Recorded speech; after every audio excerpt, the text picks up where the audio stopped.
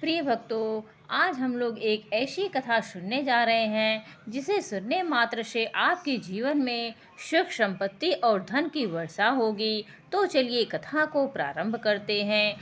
प्रिय भक्तों, कर्मों के पास ना कागज है ना किताब है, फिर भी सारे जगत का हिसाब है। यह कहा जाता है कि जो कर्म हमने पहले किए हैं उनका फल हमें आज मिलता है, और जो आज करते हैं उसका फल हमें बाद में मिलेगा।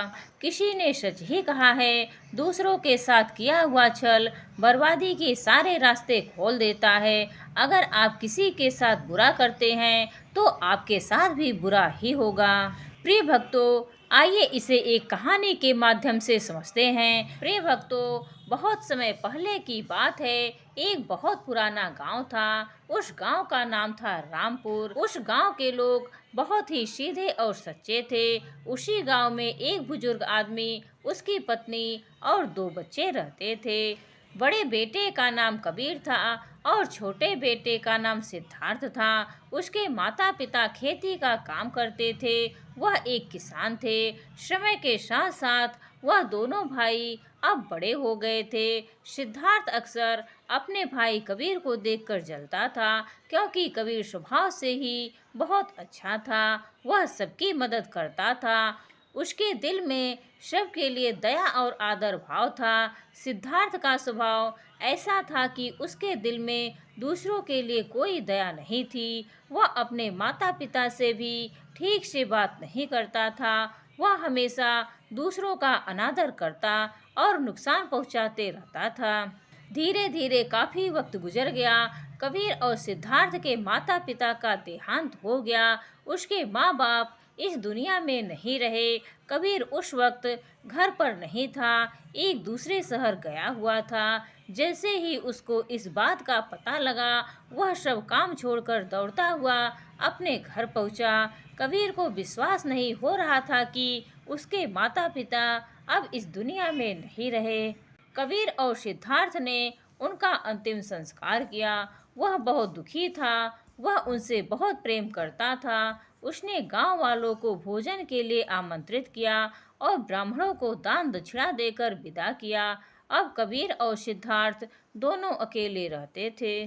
धीरे धीरे वक्त गुजरता गया। वह हर साल अपने माता पिता की बरसी पर ब्राह्मणों को भोजन कराता और दान देता। यह सब चीजें सिद्धार्थ को पसंद नहीं आती थी। वह कबीर से बहुत ईर्ष्या करता था और वह कबीर से जलता रहता था। उस राज्य का राजा बहुत अच्छा था। वह राजा सबकी मदद भी किया करता था। इसीलिए एक बार अपने माता पिता की बरसी पर कबीर ने अपने राज्य के राजा को आदर सत्कार के साथ अपने घर बुलाया और राजा के सामने ब्राह्मणों और उसके सगे संबंधियों को खाना खिलाया।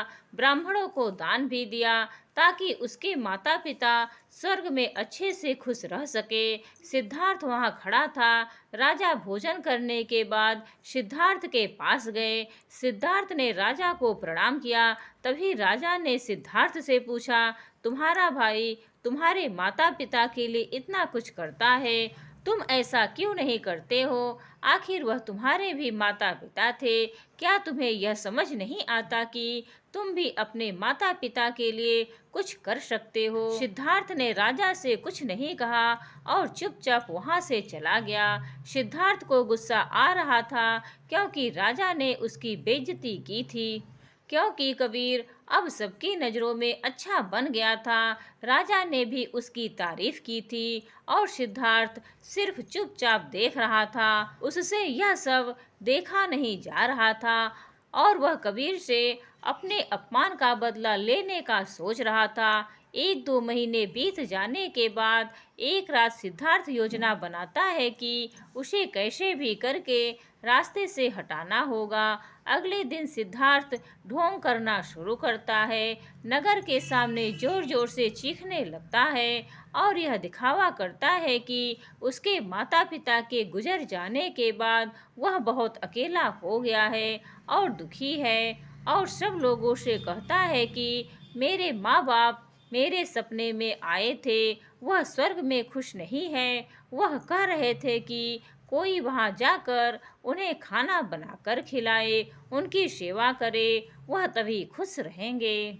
उन्होंने मुझसे कल रात सपने में कहा था कि मेरे भाई कबीर को मेरे पास भेज दो, वह उनकी बहुत सेवा करता है, वह इसके साथ बहुत खुश रहेंगे, तभी उनकी आत्मा को शांति मिलेगी। उन्होंने ऐसा कहा मुझसे। यह मामले की बात राजा तक पहुंच गई और राजा खुद वहां आता है। राजा ने ज्यादा सोचा नहीं, उसे लगा कि सिद्धार्थ सच कह रहा है और कहते हैं यह तो अच्छी बात है, कबीर को अपने माता पिता की सेवा करने का मौका मिल रहा है और मिले क्यों न, इतने साल से जो पुण्य कर रहा है।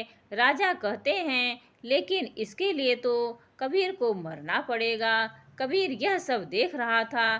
कबीर को यह सब समझ आ रहा था कि यह सब केवल उसे फंसाने की चाल है, क्योंकि उसका भाई उससे नफरत करता है। लेकिन वह फिर भी सब लोगों से कहता है चलो ठीक है, इस बहाने से अपने माता पिता की सेवा करता हूँ। वह राजा से कहता है महाराज, आप अगले दिन नदी किनारे एक नाव का बंदोबस्त कराएं। मैं नाव से कूदकर नदी में अपनी जान दे दूंगा और फिर स्वर्ग में जाकर अपने माँ बाप की सेवा करूंगा। राजा ने कहा ठीक है, अगले दिन इन सभी चीजों की व्यवस्था कर दिया जाएगा और उसने मरने के लिए तैयारी करना शुरू कर दी। सिद्धार्थ यह सब देखकर मन ही मन बहुत खुश था।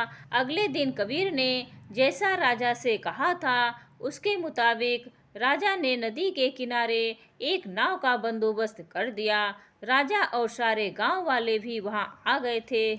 कबीर आखिरी बार उस गांव और सब लोगों को देखता है, फिर नदी में कूद जाता है और सारे गांव वालों को पता चल जाता है कि कबीर अब इस दुनिया में नहीं है। अब वह स्वर्ग की ओर चला गया है। अपने माता पिता की सेवा करने के लिए सिद्धार्थ बहुत खुश था कि उसका इकलौता भाई अब दुनिया में नहीं रहा। जो भी जमीन और वसीयत है अब सब वह मेरा है, मैं ही इसका मालिक बनूंगा। धीरे धीरे काफी दिन गुजर गए। एक दिन अचानक से राजा के दरबार के बाहर कबीर बैठा होता है और जोर जोर से रो रहा होता है। राजा के सिपाही ने देखा कि कबीर वहां पर बैठा बैठा रो रहा था। पहले तो सब डर रहे थे उसके पास जाने से। फिर कुछ देर बाद सिपाही पूछते हैं यह चमत्कार कैसे हुआ, तुम जिंदा कैसे हो? कबीर मौन रहा। फिर सिपाही उसे दरबार में ले जाते हैं। सिपाही कबीर को लेकर आ रहे होते हैं। राजा उसे जिंदा देखकर बहुत आश्चर्यचकित थे और कबीर से पूछते हैं। तब कबीर राजा को बताता है महाराज, मैं स्वर्ग में गया था, मैंने देखा मेरे माँ बाप अभी भी खुश नहीं हैं। वह मेरे पर गुस्सा हो रहे थे और कह रहे थे तुम्हें तो खाना बनाना भी नहीं आता, तुम तो हमारी सेवा भी ठीक से नहीं कर रहे हो। तुमसे अच्छा तो सिद्धार्थ है जो तुमसे अच्छा खाना बना लेता है और वह हमारा ख्याल भी रखेगा। तुम जाओ और उसे भेज दो। राजा कहता है अगर ऐसा है तो सिद्धार्थ को इसके लिए मरना पड़ेगा। राजा अपने कुछ सैनिक को भेजता है और वह सिद्धार्थ के पास जाते हैं और कहते हैं कि महाराज ने तुम्हें राज दरबार में बुलाया है और सिद्धार्थ उनके साथ आ जाता है। राज दरबार में पहुंचकर सिद्धार्थ ने देखा तो उसका भाई कबीर वही मौजूद था। उसे वहां देखकर आश्चर्यचकित था। राजा उसे सारी बातें बता देते हैं और कहते हैं तुम्हारे भाई ने माता पिता के लिए इतना त्याग किया है, अब तुम्हारी बारी है। तुम्हारे माता पिता चाहते हैं कि तुम उनकी अच्छे से सेवा करो। राजा उससे कहते हैं क्या तुम उनके लिए ऐसा कुछ नहीं कर सकते? सिद्धार्थ अगर कुछ बोलता तो उसकी योजना के बारे में पता चल जाता, इसीलिए सिद्धार्थ को ना चाहते हुए भी यह सब करना पड़ता है।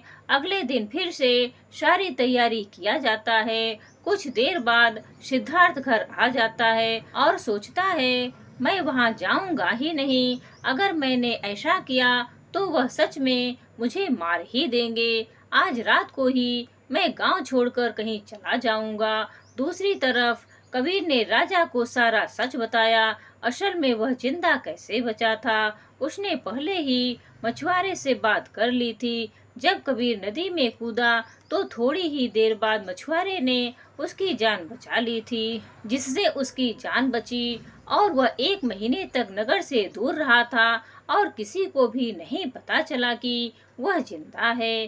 फिर सही समय पर राज्य में लौट आया। वह यह सब सिर्फ इसीलिए किया क्योंकि वह उसके भाई सिद्धार्थ को एक सबक सिखाना चाहता था। इधर सिद्धार्थ शहर छोड़कर जाने की योजना बना चुका था। अपनी योजना के अनुसार वह रात के अंधेरे में ही घर छोड़कर भाग जाता है। वह घर छोड़कर कुछ दूर गया ही था कि तभी राजा के कुछ सैनिकों की नजर उस पर पड़ती है और उसे रोकने का प्रयास करते हैं। सिद्धार्थ और सैनिकों के बीच हाथापाई और लड़ाई शुरू हो जाती है। सिद्धार्थ को सैनिकों ने पकड़ रखा था। सिद्धार्थ गुस्से में आकर एक सैनिक के सिर पर एक लकड़ी से मारता है। सिर पर चोट लगने से उसकी वहीं पर मौत हो जाती है। कबीर ने जो सारी बात राजा को बताई थी वह सिद्धार्थ को माफ करने वाले ही थे, लेकिन जैसे ही राजा को यह बात मालूम पड़ती है कि सिद्धार्थ गांव से भाग रहा था और उसने एक सैनिक की हत्या कर दी है, यह सारी बातें जब राजा को पता चलती है वह अब सिद्धार्थ पर और गुस्सा हो जाते हैं और राजा क्रोध में आकर उसे मृत्यु दंड का आदेश देते हैं। अगली सुबह उसे नाव से धक्का देकर मारने का आदेश जारी कर दिया जाता है। उसको उस आखिरी समय पर अपनी गलती का एहसास होता है कि जिंदगी के अंतिम वक्त में भी उसने लोगों का बुरा ही किया। वह रो रहा था। उसे भी अपने जीवन के आखिरी पलों में गलती का एहसास होता है। पर वह कहावत तो आपने सुनी होगी, अब पछताने से क्या होगा, जब चिड़िया चुंग गई खेत से। और पछतावे के साथ उसे अपनी जान से हाथ धोना पड़ता है। प्रिय भक्तों, कर्मों का फल ऐसा ही होता है, जैसी करनी वैसी भरनी। बुरे इंसान को आखिरी तक सही और गलत का पहचान नहीं होता। जिंदगी ऐसे ही नहीं चलती। जिंदगी समझने की चीज है जिसे हर व्यक्ति को समझनी चाहिए। मनुष्य के द्वारा किए जाने वाले सभी कर्म उनके विचारों से बनते हैं।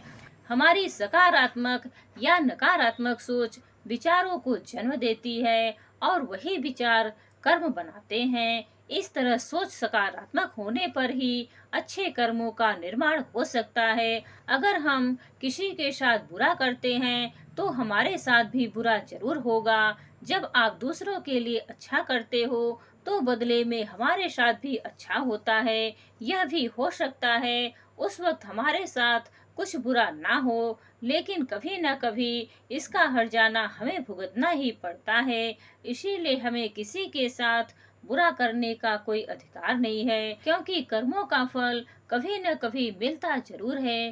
प्रिय भक्तों, उम्मीद है आज की यह कहानी आप सभी को पसंद आई होगी। हर हर महादेव।